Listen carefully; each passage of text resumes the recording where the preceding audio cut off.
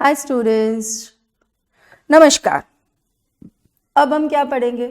आज हम पढ़ेंगे सेमेस्टर 1 एमकॉम मार्केटिंग मैनेजमेंट का unit 2 that is consumer behaviour.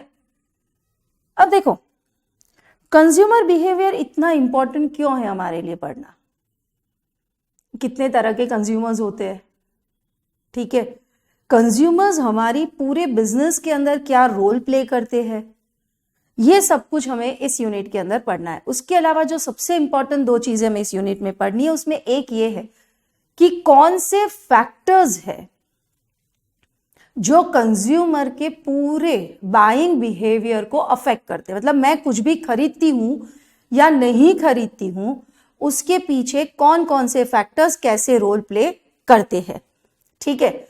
और दूसरा सबसे इंपॉर्टेंट चीज वो ये है कि कंज्यूमर जब खरीदने वाला होता है या डिसीजन ले रहा है कि उसको खरीदना या नहीं खरीदना, तो वो कितने प्रोसेस कंप्लीट करता है, कितने स्टेजेस में वो इस डिसीजन को लेता है। हम सब ये करते हैं, पर हमें सिर्फ इसके नाम नहीं मालूम होते, या हमको स्टेजेस का एक्चुअली थियरी नाम नहीं पता, वरना हम सब लोग ये प्रोसेस के थ्रू जाते हैं। जब हम ये यूनिट पढ़ेंगे ना, तो आपको लगेगा अरे ये तो मैं भी करता हूं, ये तो मैं भी करती हूँ, ठीक है? ये हमारे लिए बहुत नॉर्मल है, पर सिर्फ हम जब करते तो हमें उसके नाम नहीं मालूम होते। अब आप यहां देखो, ये वो चीजें जो हम इस यूनिट के अंदर पढ़ने वाले हैं। सबसे पहले कंज्यूमर कहां है और कंज्यूमर को क्या चाहिए।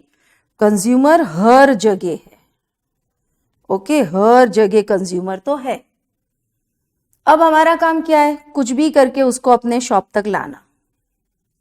वो आएगा तो कुछ खरीदेगा ना, ठीक है ना? हर कंज्यूमर जो आएगा ना, उसका अपना ही एक बिहेवियर होगा, अपना ही एक माइंडसेट होगा, अपना ही एक डिसीजन होगा।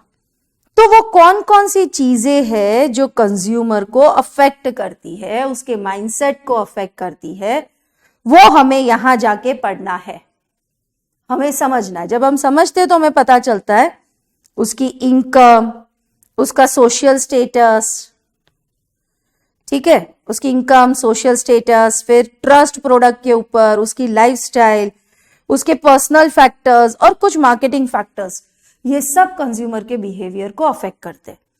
अब जब हम ये पढ़ लेते हैं तो अब हमारा टर्न आता है यहां पे कि कंज्यूमर कुछ भी खरीदता है तो उसके पीछे कौन कौन से फैक्टर्स, या कौन कौन से फैक्टर्स तो हमने यहां पढ़ लिए, पर कौन कौन से स्टेजेस इन्वॉल्व होते हैं। तो यहां हम पढ़ते हैं अलग अलग स्टेजेस जो इन्वॉल्व होते हैं कंज्यूमर के डिसीजन मेकिंग में। और लास्ट में जो क्वेश्चन हम पढ़ रहे हैं वो है प्रोडक्ट लाइफ साइकिल, ठीक है? प्रोडक्ट लाइफ साइकिल का मतलब क्या कि एक प्रोडक्ट कैसे मार्केट में आती है और कितने टाइम तक रुक कर फिर बाहर चली जाती है, ठीक है? तो ये कुछ मेजर चीजें हैं जो हम इस यूनिट में पढ़ने वाले हैं। सबसे पहले हम पढ़ते हैं who is a consumer. Consumer कौन है? तो सबसे पहले आप यहां देख सकते हो कि कुछ लोग हैं, ठीक है? वो लोग कुछ सर्विसेज को खरीद रहे हैं, ठीक है? इस फर्स्ट पिक्चर के अंदर हम देख सकते हैं कि ये दो लोग कुछ सर्विसेज को बाय कर रहे हैं। ये सर्विसेज क्या है? तो वो वेजिटेबल्स ही खरीद रहे हैं, पर वो कुछ चीज खरीद रहे हैं। तो जब भी कोई इंसान की विलिंगनेस होगी कि मेरे को ये चीज या ये सर्विस चाहिए और उसके लिए मैं रेडी हूं लोगों को पैसा देने के लिए, सेलर को पैसा देने के लिए, सप्लायर को पैसा देने के लिए, that is a consumer. First. Second, वो इंसान जो अपनी पर्सनल रीजन से बाइंग करता है गुड्स और सर्विसेज को, ठीक है? पर्सनल कंजम्पशन के लिए बाय करता है। चौथा एंड तीसरा, वो जो अपने इंडस्ट्री या अपने बिजनेस के लिए बाइंग करता है, ठीक है? फिर वो इंसान जो कंज्यूमर, वो इंसान या वो ग्रुप जो अपनी प्रोडक्ट को सिर्फ उसमें इंटरेस्ट दिखाता है, अभी वो खरीद नहीं रहा है। उसने, देखो आप यहां एक लेडी को देख सकते हो, ये क्या कर रही है? इसने हाथ में जार लेके वो पढ़ रही है, तो आपकी प्रोडक्ट ने उसके लिए इंटरेस्ट तो क्रिएट कर दिया है। तो कहीं ना कहीं the person is in the process to be a final consumer, ठीक है, तो उसे हम कहते हैं प्रोस्पेक्टिव कंज्यूमर या प्रोस्पेक्टिव बायर। अ पर्सन और a group of a person such as एक पूरा household who are final user of the product or services, they are called as consumers. Consumer use is finally in a sense of product, usually not improved by the use. यानी ये जो definition हम जो पढ़ रहे हैं ना, ये बहुत लिमिटेड डेफिनेशन है।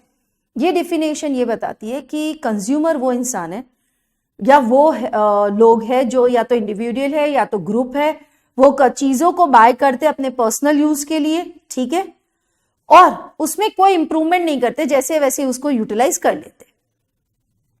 Clear students? तो they are called as an consumer, पर ये बहुत ही लिमिटेड सेंस में बात हो रही है।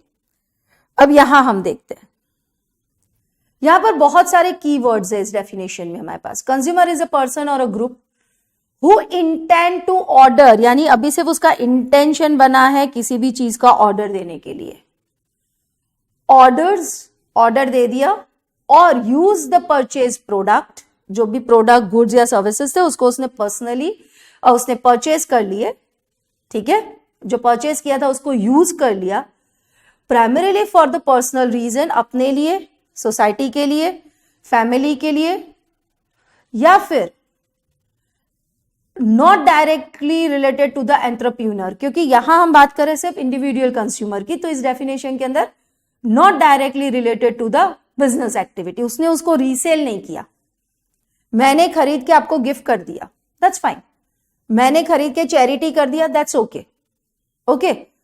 सोशल रीजन कोई भी हो सकता है, पर उससे उसका इंटेंशन प्रॉफिट बनाना नहीं है, then it is called as an individual और अ फाइनल कंज्यूमर। अब सब डेफिनेशन ने अलग अलग बात कही, तो हमारे दिमाग में आया कि अरे बाप रे, कितने तरह के बायर्स हो सकते हैं। तो हमारे पास जब हम क्लासिफिकेशन करते हैं बायर की, तो हम उनको 3 लेवल पे करते हैं, इंडस्ट्रियल बायर, रीसेलर या फाइनल बायर्स। इंडस्ट्रियल बायर्स मतलब वो those who by the products, they use it as a raw material or a component and make a other product, add the utility in the product, raw material or in the purchased product, and they make another product and then they sell it for the commercial need. Resellers are those who buy the product in the same form and sell it to the others in a same form. ठीक है?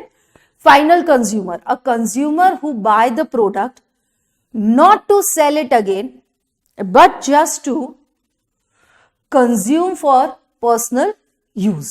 उसका वो कोई profit making करने के लिए वो use नहीं करेगा, उसको सिर्फ और सिर्फ अपने या अपने फैमिली के लिए या गिफ्टिंग ऑप्शन में उसको यूज करेगा। क्लियर स्टूडेंट्स यहां तक? चलो स्टूडेंट्स, तो अब हम पढ़ते हैं कि इंडिविजुअल बायर और ऑर्गेनाइजेशनल बायर्स में डिफरेंस क्या होता है। ठीक है, अब यहां आप देखो,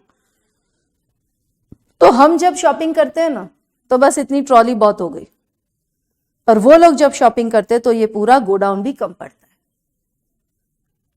पर इन दोनों का जब कॉम्बिनेशन होता है तभी एक राइट प्रोडक्ट मार्केट में आती है। एज एन कंज्यूमर हम जब बोलते हैं कि भाई हाँ ये चीज हमको ऐसे चाहिए, वैसे इंडस्ट्री हमारे लिए वो चीजें बनाती है।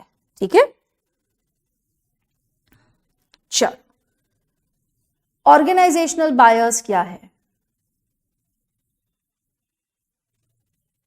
ऑर्गेनाइजेशनल बायर्स वो है, they are not buying the product for the personal consumption. Okay, they have n number of other reasons, but they are not buying the product for the personal reasons. Whereas individual buyer or a consumer buying is a process done by an individual and they purchase the product for the self or a household consumption. As you can see here, purpose other than personal, and here we can see individual and household consumption. Okay. When we talk about organizational buyers, the purchase is made by somebody else than the person who is going to use. यानी purchase department use करता है और manufacturing department उसको use करता है। तो यहाँ buyer मतलब actual purchaser और user अलग अलग है। यहाँ पर ultimately purchase is usually made by the users. यहाँ हम खुद ही अपने लिए चीजें खरीदते हैं या फिर फैमिली खरीदता है।